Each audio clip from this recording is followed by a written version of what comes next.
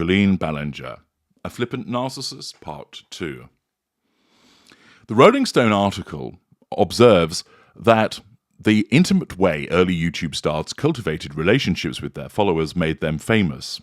It also opened the doors for widespread abuse. If we proceed on the basis that the abuse has occurred and that the complaints of the victims are entirely legitimate, who is it that would engage in such abusive behaviour? There are in actual fact two categories of individuals that could do so. The first, and the more obvious one, of course, is narcissists. Narcissists inherently abuse as part of our need to assert control over people, draw fuel.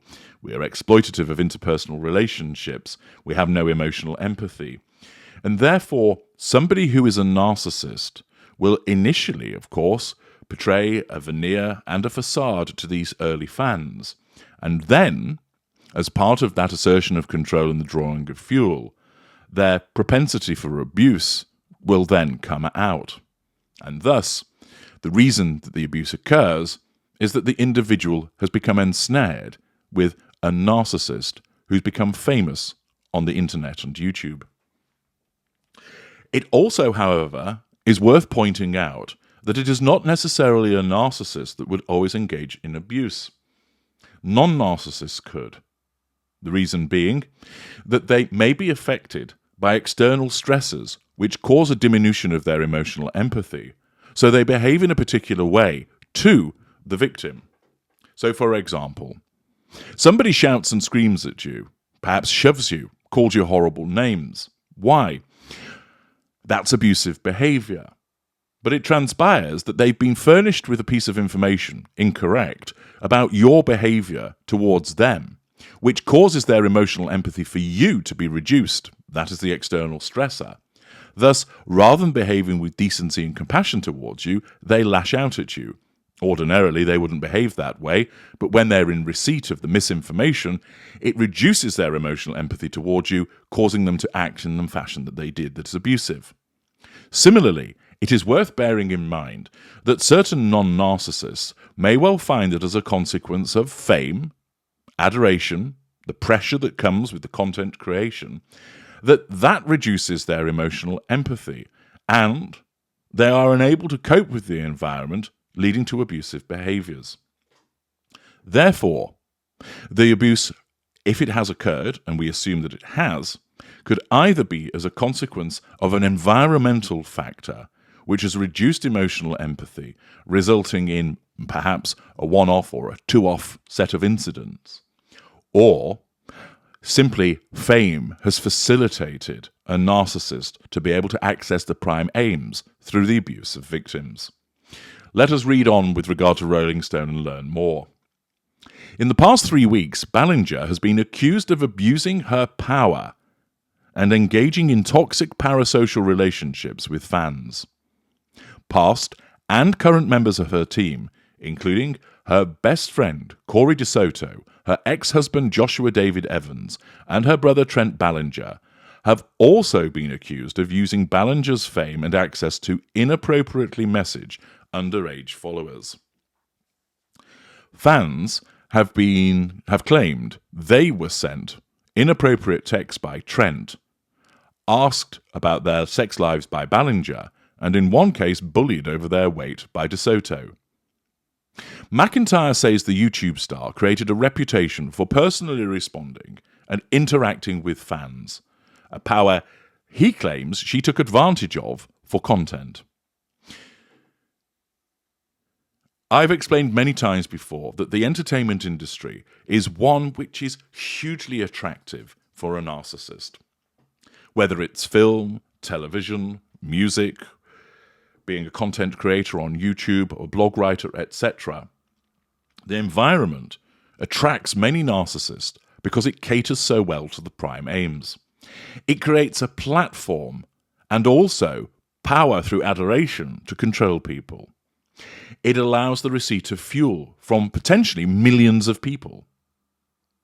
There are character traits that can be acquired by exposure to lots of different people, and of course lots of residual benefits. a network to tap into, a facade that can then be managed by the support of these fans, and of course, money.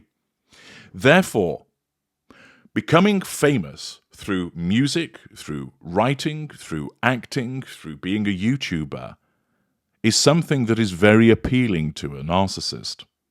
It's also an environment, of course, that suits many types of narcissist because of their flamboyant approach. The fact that their vanity, their pride, their showcasing strong narcissistic traits enable them to wow fans, that they exhibit this charisma, that they are quite happy to trample on other people and diss them in order to make themselves more popular, means that not only is the environment one which attracts lots of narcissists, but it's one in which many narcissists would also thrive.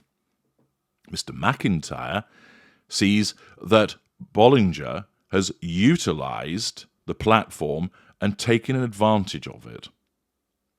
4 other fans tell Rolling Stone that the same access that made Ballinger famous opened the door for behind-the-scenes interactions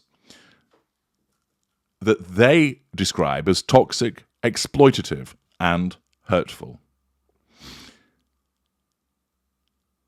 There has been the suggestion of inappropriate messaging that has taken place. McIntyre claims that Ballinger sent him bra and panties back in 2020.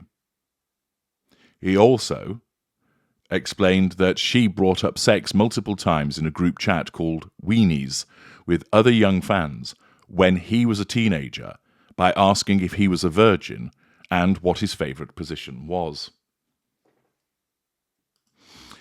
Now, if those accusations are correct, the fact that she is engaging in such a conversation with what are children shows an absence of accountability for her behaviours. By asking a child if he was a virgin and what his favourite position was, shows a sense of entitlement, a lack of boundary recognition, an absence of emotional empathy. More fans have come out saying that when she talked about her divorce back in 2015 and 2016, she asked them to defend her online when news was going around that she was getting a divorce. That possibly might be the behaviour of an individual that's cultivating a coterie. She admitted that she was messaging fans, but not in a creepy way. Is this a denial or a deflection?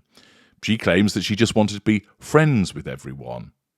But what she appeared to be doing was talking about her divorce and the difficulties associated with it, and it's interesting to note that her marriage didn't last very long either. But that she was what some people call trauma dumping on young children. These children are not equipped to deal with the concepts that she's talking about in terms of her divorce and an adult relationship that has gone wrong. This type of behaviour is similar to those parents that expect to be parented by their children, that they don't recognise the boundary between parent and child. They don't show accountability for their own problems by essentially sucking them up, but instead dump them on the child as a part of their exploitative behaviours. It's often the case that a parental narcissist does that in order, of course, to control the child, to cause the child to feel sorry for the parent, but also it's often done as part of smearing the other parent and thus to assert control over them. Accordingly, the behaviours of Ballinger do appear to demonstrate, on the basis that the accusations are accurate, that she has been engaging in behaviours which would tick the box to demonstrate narcissistic indicators. Accusations against Ballinger first began back in April 2020 when Adam McIntyre released a video in which he said Ballinger developed an unhealthy relationship with him when he was just 13. McIntyre has posted a new video in which he said Colleen Ballinger grooms her fans, emotionally grooms her fans for her own benefit. She's done it to me. I will go on record saying that. In April 2020, McIntyre released a video titled Colleen Ballinger, Stop Lying, in which he shared his experiences with Ballinger. He became a fan when he was 9 years old. He made a fan account on Twitter for the YouTuber. In 2016, when he was 13, Ballinger noticed McIntyre after reading a funny comment he wrote during one of her live streams. Ballinger said that she would send a few lucky fans some of her ugly and unused clothing, with McIntyre being amongst the chosen. McIntyre said that soon after, he received a pair of underwear, including a bra and panties, something which Ballinger admitted to doing in a 2020 video, which she described as completely stupid of her to do. Thus, the allegation is correct. She did send a bra and panties. This would be deemed inappropriate because of the sexual nature of underwear being sent to a child. It shows a lack of boundary recognition on her part. It shows a sense of entitlement to behave that way. It possibly is triangulation with those objects to provoke a response from McIntyre. Ballinger recognises after the event that it was a completely stupid thing to do. Is this false contrition? Or is it a genuine recognition of inappropriate behaviour? Ballinger said, "I don't know what part of my brain was missing at the time, but I'm not a monster, I'm not a groomer, and I shouldn't kill myself." Shortly after the livestream, McIntyre says that the two began speaking, on a more personal level, largely through Twitter DMs, and by 2017, he said that he was good friends with Ballinger, who was then 29. McIntyre said that Ballinger would bring up sex during their conversations when he was 14 or 15 years old. Again, that is inappropriate behaviour, showing a lack of boundary recognition and a sense of entitlement. It also might be the case that utilising sex as a conversation piece is a method of asserting control over the child.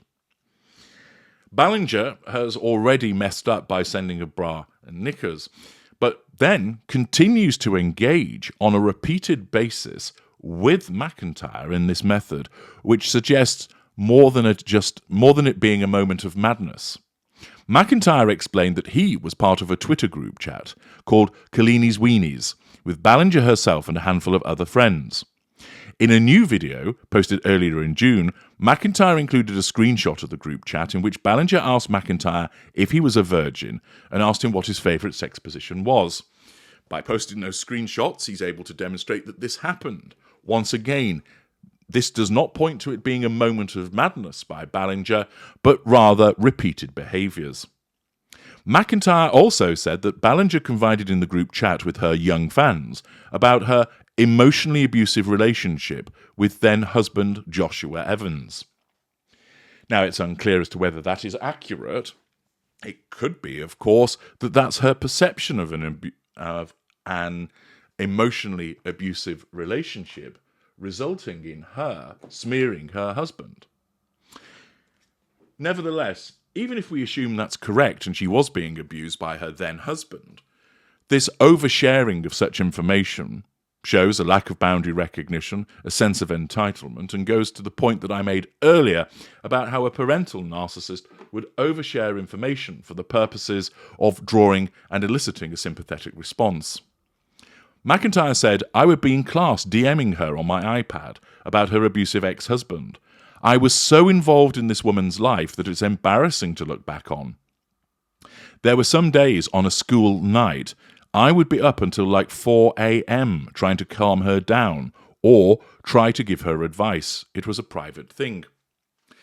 This is demonstrative of monopolization of time, which is part of the narcissistic dynamic. It shows that she would apparently be repeatedly hoovering this young man, having no regard for the fact that it was nearly 4 a.m. in the part of the world that he was, because it was necessary for her to talk about how upset she was in relation to the allegations of abuse and the ongoing divorce situation. She was entitled to share this information, showed no accountability, and was doing so with a child who was completely ill-equipped to respond to it. Speaking to Huffington Post, Johnny Silvestri shared similar experiences with Ballinger, whom he became a fan of when he was a 15-year-old. Like McIntyre, Silvestri created a fan account for Ballinger on Twitter, and also found himself having private conversations with her. We'll learn more about what Mr. Silvestri has to say in part 3 of this analysis. Join me there.